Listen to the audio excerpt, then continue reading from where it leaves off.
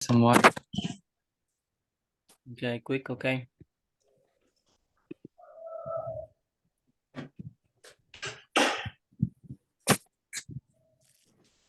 Okay.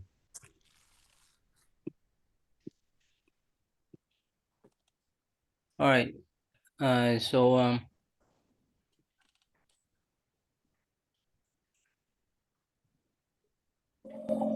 Ready? Daniel, can you read Yeah. from here? This can. Right there. This can, right? Mm-hmm. Okay. This can be extremely difficult and is often pursued with simple objectives such as fixing the mind on bodily movements, for example, walking, or as in the Zen school, on a particular work. Activities such as hoeing the ground, concentrating on one's breaths, while seated in a meditative position may be the most widely practiced form of mindfulness. Just stop them. What's mean? Um, means that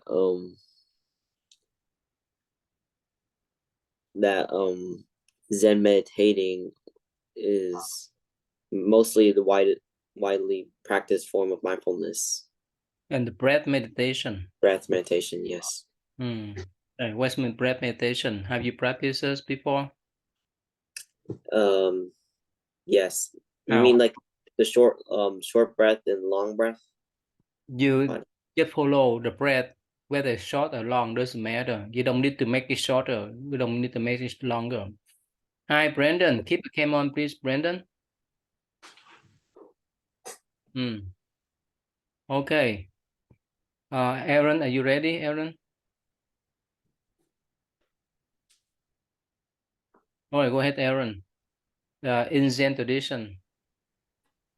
In the Zen tradition, it usually takes the form of counting breaths, with the number slowly brought to mind upon each exhalation. When 10 is reached, the meditator abandons the count and returns to 0, lest his attention wander to the meaning of the count. In the Theravada tradition, there are 16 ways in which breathing mindfulness can be practiced, including focusing on the length of inhalation and exhalation, taking the breath to different places in the body, and so on. Okay, summarize what about? It's about and ways it's about forms of practicing breathing meditation. How? So in the Zen tradition, they count from 1 to 10, and then they restart after they get to 10 because so then it wouldn't cause the meditator to be lost in thought about the number, because that's not the point. And then in Theravada tradition, they focus on their the extent of their breath, and so it can you can focus, and that breath can focus on different parts of the body. Okay. Yeah, 16 way, right? Later on, you can learn. Yes. Brandon, are you ready, Brandon? Okay, you just wake up. Where? You just wake up. Oh, just wake up? No. I woke up at like 10. Okay, try to log in on time, okay? All right, continue. After attending. After attaining a degree of stability and calming mindfulness, one then moves to insight meditation. For this is the basis of wisdom and is imperative for attaining more advanced states of spirituality. Um, hmm. The relationship between calming and insight meditation somewhat resembles the philosopher Hegel's distinction between understanding and reason. The former is essential for creating the proper perspective, but the latter is the means by which one utilizes the composure gained to grasp the higher principles of truth. Let's stop there. Okay, summarize. What's about? Okay, so saying whenever you whenever you get to a point where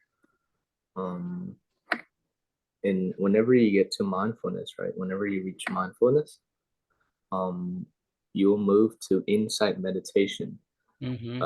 because it is the basis of wisdom. Mm-hmm. And also you'll also attain more advanced states of spirituality. Mm-hmm. Okay, you know what's by calming and insight meditation? What's the difference between them? Calming mindfulness is Calming and insight meditation. What's the difference?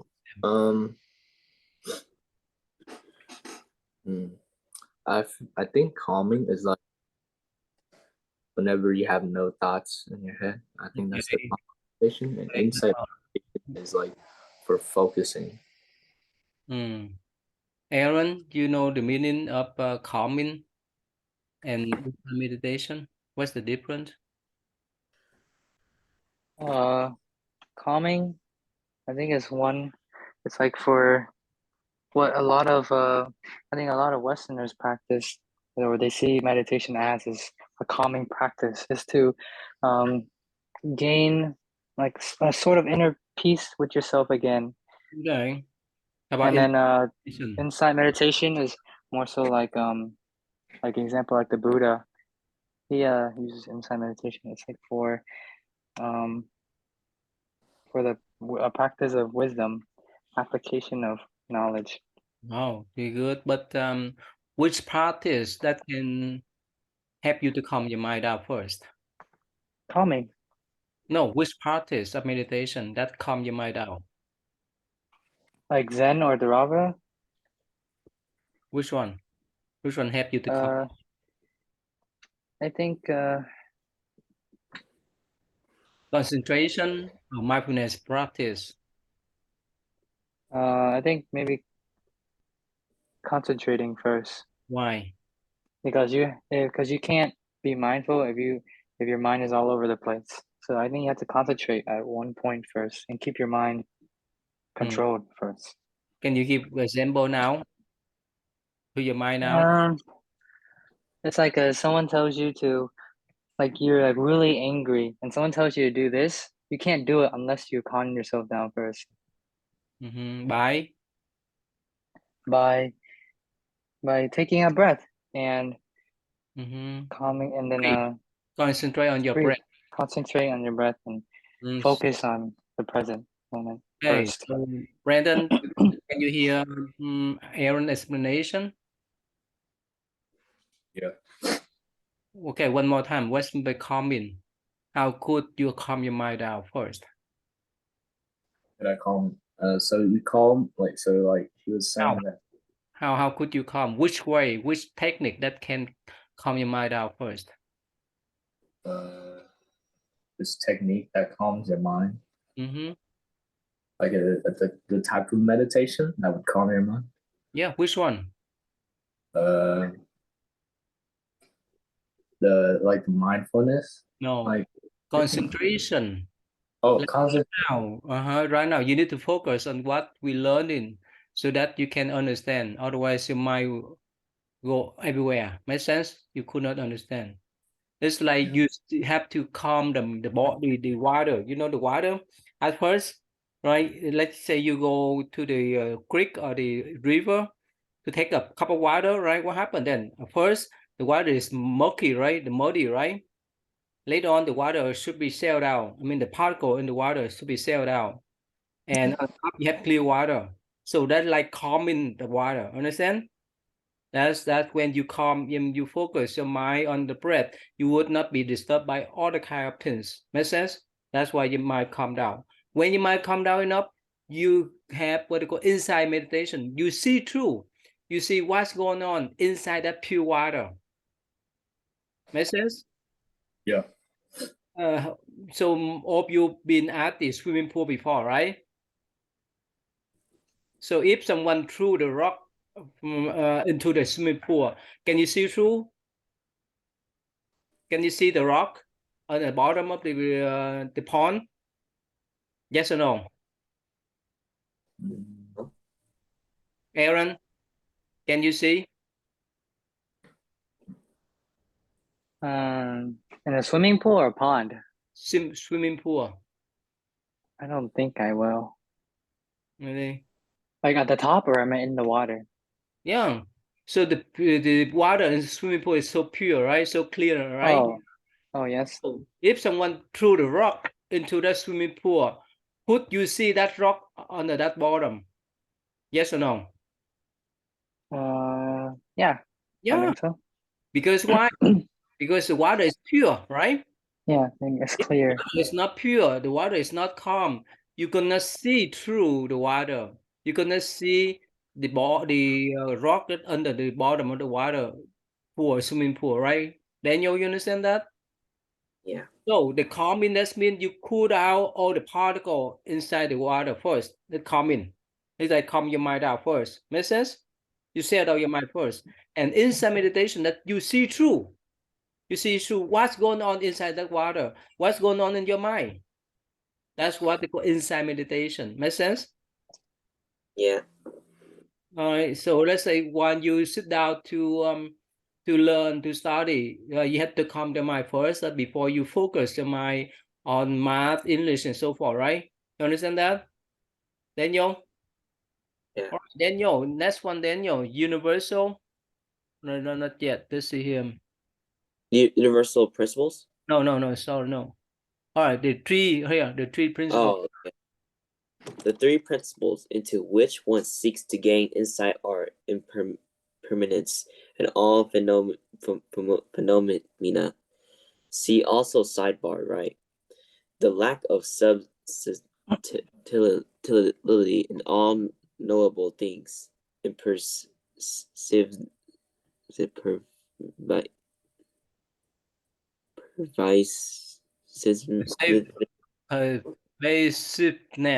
of dukkha.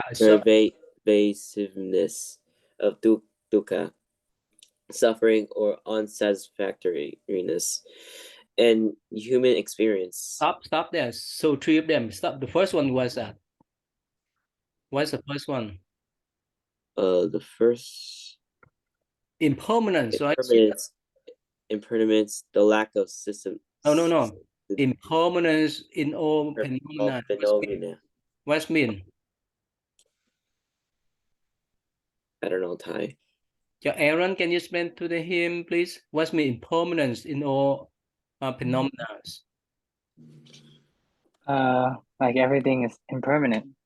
There's always gonna be a change or adjustment. Yeah. Look around. Look your body too. Everything. Show them how they are impermanent. I could do this. Okay. Here. Okay. Your table. I'm moving it. It's not still anymore. Okay. Your tea. Maybe not now. Okay. Your water bottle. Oh yeah, I can drink it all and it's empty. Okay. Or You got something. that, Daniel? Everything is impermanent. Everything impermanent means nothing lasts forever. Make sense? Okay, yeah. Brandon, you understand that? Brandon, you understand? Can you show anything that impermanent around you, inside your mind, inside your body, and so forth? Which one? Yes. This. What? This what? Explain clearly. What's Oh, what's okay. So your shirt? shirt, I don't really need the shirt, right? Mm. Hair, I don't really need the hair. Phone, I don't really need phone. No. You need them, but they don't live with you forever. Oh, impermanence. Oops. Okay. That? Think of attachment. Mm-hmm. Well, I mean, yeah, this doesn't last forever too. Okay. Let's see. Well, this house, it doesn't last forever. So the first one. Daniel, what's Aaron? Can you explain to them what's the second one? The impermanence and all phenomena. The lack of substantiality. What's mean, Aaron? In all Like things, what's mean? your I guess meaning you can't contain or know all knowledge. No real self. Yes. No real self. So your hair now is your hair, right? Yes. So can you use the scissor to cut it to see whether Aaron is still there? Yeah, use the scissor to cut your hair, and when your hair, No. no, is that out there? Is that Aaron there? The piece of hair Yes. is out there. No. That's not Aaron. Why not? Why is not it not belong to Aaron anymore? Why? Because I don't associate with it no more. Mm-hmm. I don't claim it. Okay. Understand, Brandon? Your hair is real hair or no? Or your hair is belong to you forever? Your ears belong to you forever? Ear. My ears. Your No. nose. No. Your eyes. No. Your teeth. Longer than other body part, but no. Your body. No. Who's Brandon then? Oh, who is Brandon? Yeah, no, not your hair is not your. Yeah, it's not your ear is not your, and so forth. So who is Brandon? My spirit The spirit. Where is your spirit? after I die, I Yeah. become right. That okay. So Daniel, who is Daniel? Your hair, your nose, your eyes, your ear, your tongue. No. Who's Daniel?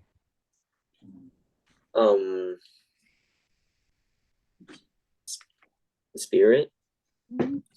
Aaron. Can you explain who is Aaron? Yeah, sit down and explain who is Aaron then. I am unsure. Unsure. Unsure. Thinking is Aaron. Who? I don't know who I am. Yeah. One moment you think about good thing, another moment you feel sad and so forth. So if Aaron, that means Aaron should stay happy forever. If Aaron, you are Aaron, that means you feel sad forever. But no, sometimes you sad, sometimes you happy, sometimes you feel good thing, sometimes you feel bad thing. So who is Aaron then? Aaron is a character made by society. Yes, a component body and mind, right? Remember we talked about the 5 aggregate. Remember, can you spell out for them, Aaron? Oh. First one is Your form, your body. yes. Second one, Your senses. okay. The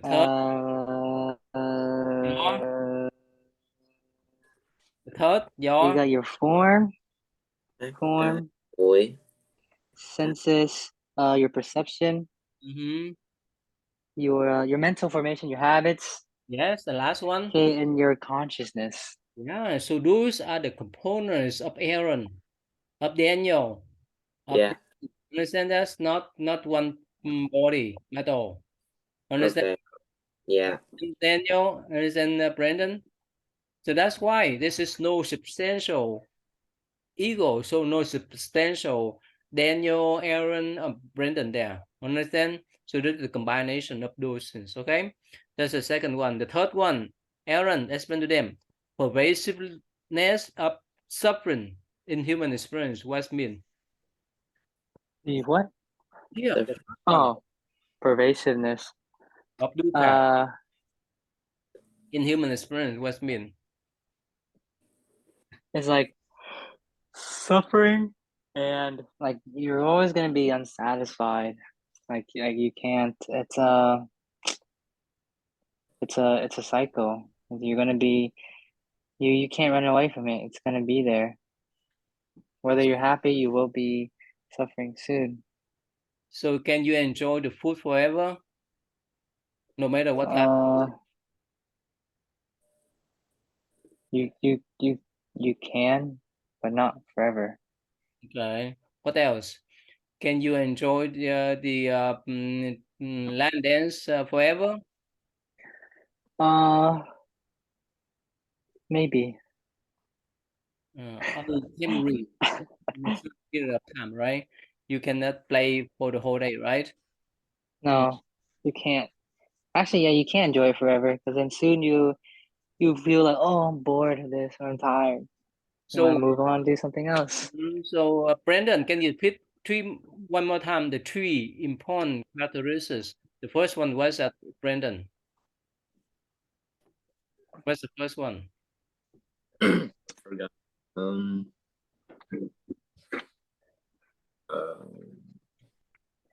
I forgot. Aaron said it too fast for me. Remember? No, Aaron said it was. No, remember the three of them. The first one was that day. The first one was that. Impermanence, Okay, first, second, lack of no ego, no ego. no self. So Last no one, ego. last one was that.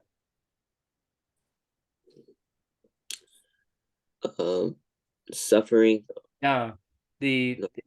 the forever suffering. Make sense? Everlasting suffering.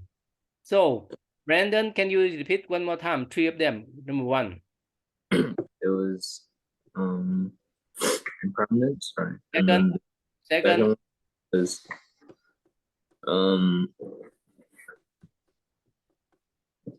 what is that? So it's so easy. Three of them. Second one is no. permanent. No, it's first one is permanent. Aaron, what are they? What are they? Aaron, three of them. It's so simple. Three what? First one is The three what?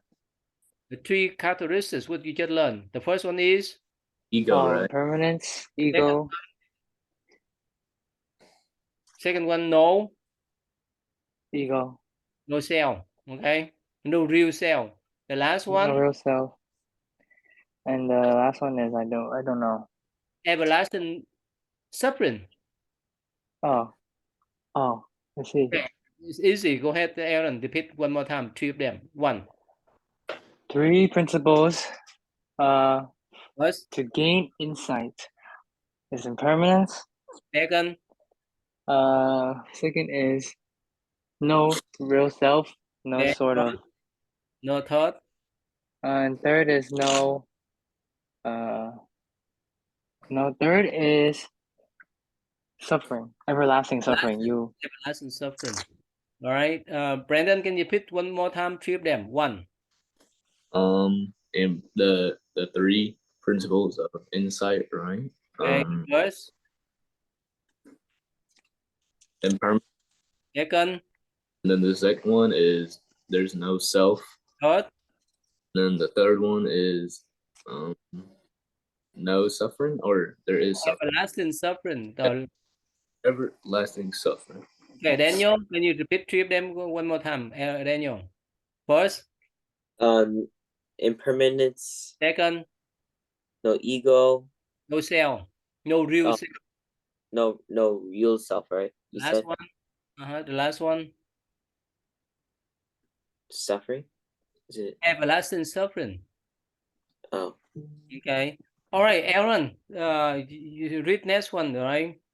Yeah. Let's see here. Yeah. Go ahead, Aaron. The universal. Universal principles such as these derive their significance in Buddhism not from what they tell us about the laws operating in the natural world, but because they lead to penetrating insights into the construction and maintenance of one's personal identity or notion of self. To paraphrase an early sutra, the effort to change one's external world is the way of a worldly man. The effort to change one's internal world is the way of a Bodhisattva. What's mean? Hmm. Summarize. Just saying like these principles are not are targeted for like yourself, your inner self, Right. And how about not external forces. so who can you change? Yourself or people out there? You can change yourself. Why not other people out there? Why? Why? If what happened if you don't change yourself, but you want to change others? What happened? Then you mess up. Then you mess yourself up. Give an example. Example, If your body failed the class, if your body failed the test, and you want to fix him, is that possible, or you need to understand what's the test about? you can say all you want, but you know, it's not not possible, or it's not real unless you know yourself. Okay. So without understanding algebra, can you teach other people algebra? No. Okay. So that means you have to change yourself first before you help others, not to change others, right? Right. Yes. So Daniel, you understand Daniel? Yeah. What's mean? We're still on the principles, Ty. What's mean? Before you help others, what should you do? Mhm. You have to change yourself. Make sense? If you tell lie, you cannot teach other people not to tell lie. Make sense? Yeah. So Brandon, you understand that, Brandon? Yeah. Yes, Brandon, we'll give one example, Brandon. So like me when I teach, right? If I didn't know like in English, or if I did how to teach English, like how to be patient, then I couldn't teach the other kids. What happened if you have not designed the robot, but you say, "Oh, I can teach you guys how to design robot"? Is that logical? No, that means I'm lying. Why not? Hmm? Why not? Because that means I'm lying, but it also means that I'm gonna be misleading. You should know the subject first, right? Before you teach and help others, right? Yeah. If you speak Spanish and you say, "I can teach you English," it's nonsense, right? Yeah. So you have to know yourself first. You have to have knowledge first. You have to set good example first before you teach other. Make sense now? Yeah. Daniel, can you give one example? Of like You like change helping yourself and first. You change yourself first before you help others. Give one example.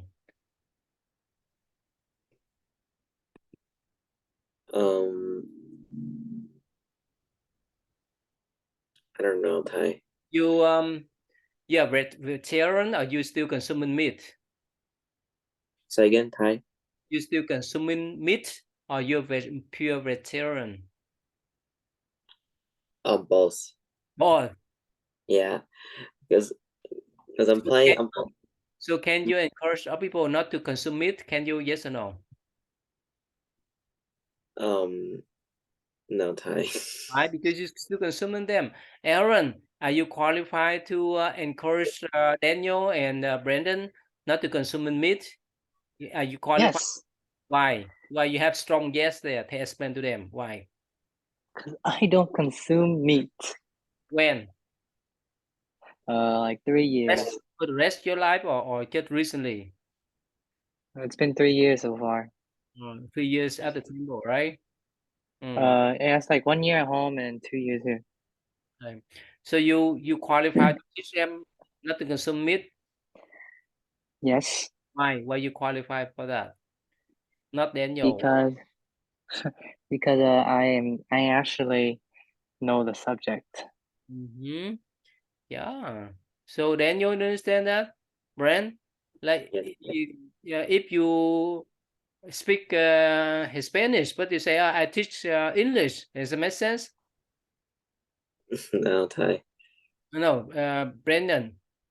If you study and speak Spanish well, but you say, "Oh, I can teach English." Does that make sense, Brandon? No, Why not? Why not? because practice something totally different than English. So that means you only teach the thing that you know, and you specialize in, right? All right, let's finish, and that's good now. Everyone palm together. Daniel, say may I please, Daniel. Go ahead, Daniel. Say may I. Yeah. Is it you said may I or May I. may I have a good life? May I have a good life? May I have a peaceful life? May I have a peaceful life? May I See the Buddha. may I see the Buddha? May I Yes. see the Buddha? Right. Brandon, my parents, please. May your parents be safe. May your parents be safe? May your parents stay healthy. May your parents stay healthy? May your parents stay wealthy. May your parents stay wealthy? Okay, Aaron, my weekend, please. May our weekend be enjoyable? May your weekend be May we can good. be enjoyable. May your weekend be relaxing? May your weekend be Relax. relaxed. And may our weekend be away from the troubles. May we can away from the trouble. Well, thank you. Thank you. You can enjoy your life for today.